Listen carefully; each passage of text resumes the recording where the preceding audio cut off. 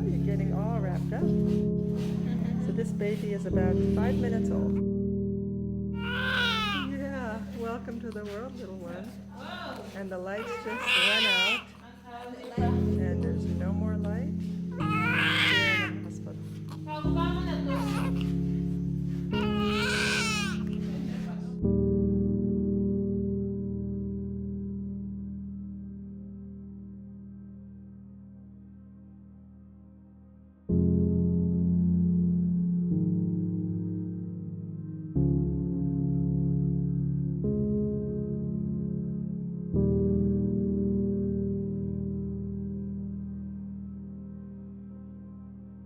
Every day in the world, roughly 800 women die giving birth. Most of these deaths occur in poor countries where access to the most basic necessities is scarce.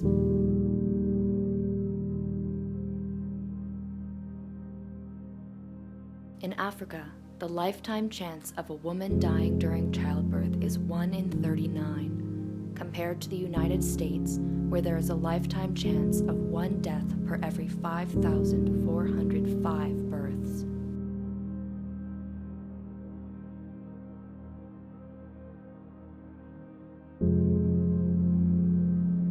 In 2008, Dr. Laura Stachel traveled to Nigeria to find answers about maternal mortality and how it could be lowered.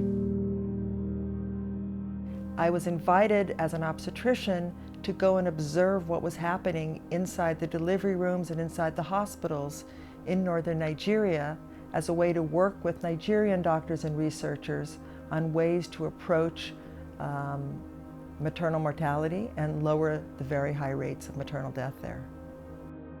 She found many state hospitals were running without reliable electricity. The lack of electricity meant that at night there might be no light whatsoever, and the only available light could be candles, or it could be a flashlight, or it could be a kerosene lantern. But it wasn't adequate light to illuminate a whole room. And so if a woman came in with complications, it was very challenging for the nurses to be able to identify exactly what was going on. One of the stories that I heard from a midwife in Nigeria was absolutely heartbreaking. She was caring for a woman who had a very complicated delivery. After hours, the woman was able to deliver a baby, and the woman ran out to tell the family that there had been a successful delivery, and she was beaming and so excited. I cleaned her and covered her.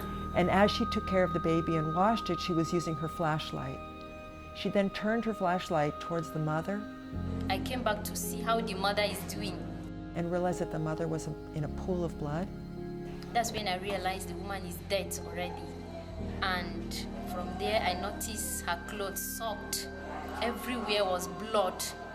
She bled and she died.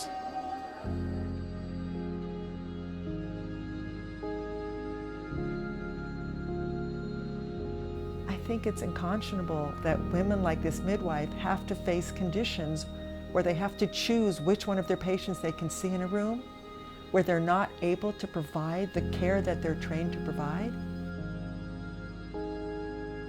It's really horrible because more especially we are dealing with taking deliveries, that you must have to have a good light for you to perform your function normally. When there is no light, anything can happen because you are dealing with 2 lives. So you have to be extra careful whatever you are doing. A patient may get a tear, the baby can come out at any time. If it is dark, you cannot control all those things. So the light is very important for you to visibly see what we are doing and help where necessary. Dr. Stachel contacted her husband, Hal Aronson, who has a solar energy background. Together, they came up with an idea to bring power to this hospital. Because of my husband's skill in solar electricity, he immediately saw a solution. And he said, Laura, when you get back from Nigeria, let me help you. Let's design a solar electric system for the hospital. Let's find whether our friends and families can contribute, and let's donate a solar electric system to the hospital. And so Hal designed a small kit that was small enough that I could pack it in my suitcase and actually fly to Nigeria and show my colleagues some of the equipment that we intended to use in the larger system. The small kit included a solar panel, It had what's called a charge controller, which regulates the amount of electricity flowing from the panel to a battery. And it also had LED lights, headlamps, and at that time walkie-talkies to try and improve communication, because we knew that communication delays were also contributing to maternal deaths. When I unpacked my suitcase and showed the doctors and the nurses in the hospital what solar was about, people really marveled at this. And there was one surgical nurse in particular, Aminu, who said, "Please leave this with us." And I said, "No, this is actually just a demonstration kit. You're going to get a much larger system as soon as we finish raising the money, and we'll come back in a few months and do the installation." And he said, "You don't understand. This could help us save lives right now." And so we ended up leaving that small demonstration kit, and we came back later and did a larger installation. At the time that I came back to the hospital, I only had the expectation of helping the large hospital, finishing the installation. We had a ribbon cutting ceremony with the Minister of Health from the Kaduna state. And then what happened was health workers in the hospital started bringing me to outlying clinics where rumor had spread about the solar electric system in the large hospital. And clinicians would look at me and say, "Why are you only helping the big hospital? We're in the dark too. Can't you help us?" And so it occurred to Hal and I that perhaps that demonstration kit that we had used for the large hospital could be modified to become a small kit that I could bring back to clinics each time I returned. The portable solar suitcase was born.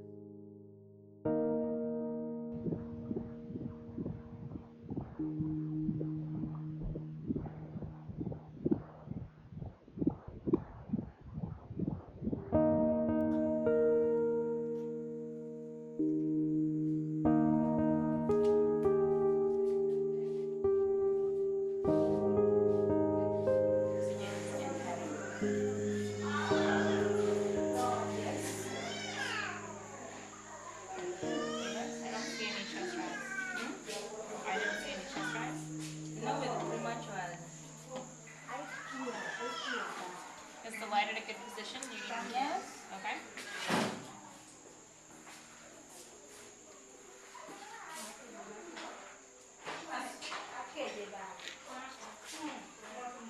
The lips.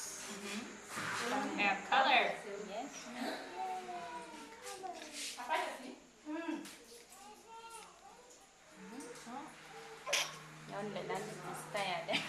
Yeah.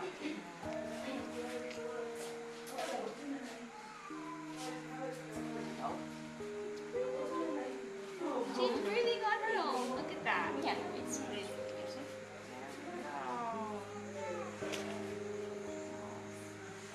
Still needs to be. Yeah.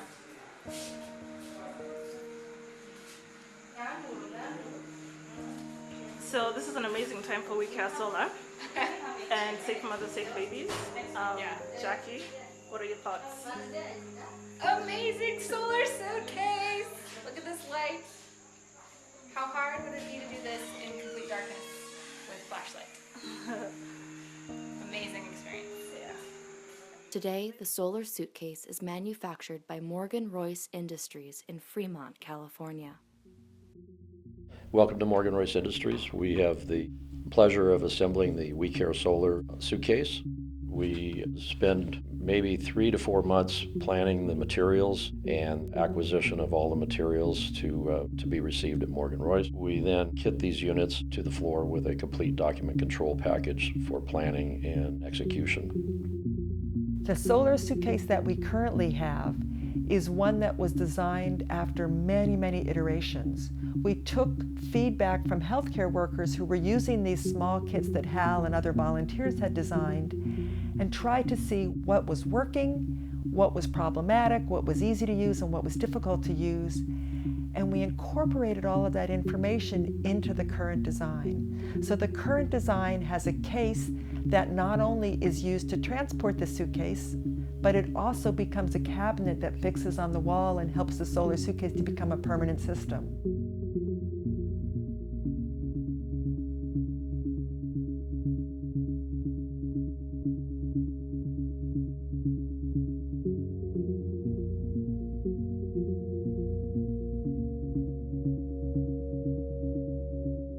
I never imagined what the journey was going to look like when we embarked upon this journey several years ago. Initially, we wanted to help one hospital, and then several clinics, and then several more clinics. We have already sent out more than 1,000 solar suitcases to health facilities around the world, and we anticipate that we'll be sending thousands more in the years to come. And even though there's been tremendous sacrifices, and I probably have a life that not many people would want to have in terms of all the hours that we work, I probably work just about every day of the week and have really forced my family to make quite a few sacrifices in order to accommodate a mother who's pretty busy all of the time. It's given me a real purpose in life. It's allowed me to meet incredible people, from people at the United Nations and the head of World Health Organization to the most incredible midwives working in a clinic that takes 11 hours to drive to, or takes me getting on a canoe trip and then walking for an hour. Wonderful people who I never would have had an opportunity to meet. And the fact that through We Care Solar, we get to give people the gift of light, which actually becomes the gift of life, is an absolute honor. I feel honored to meet these people.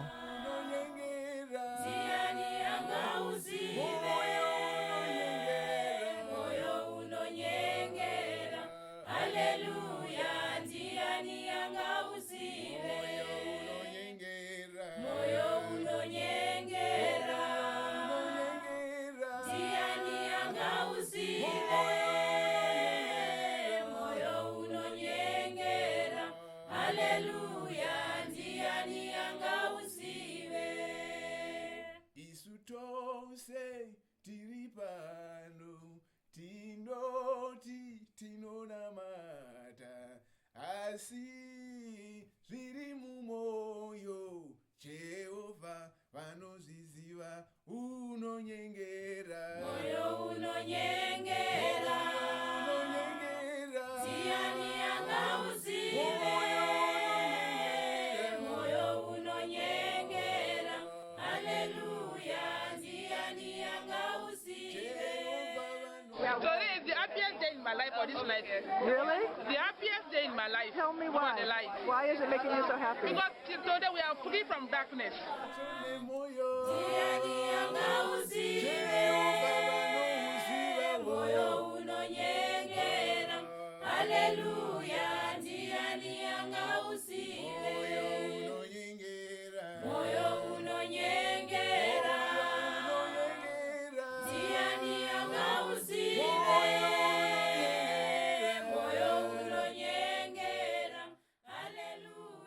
So in front of the whole world, I want to tell everybody that I really credit you with the reason that we have solar suitcases in 15 countries.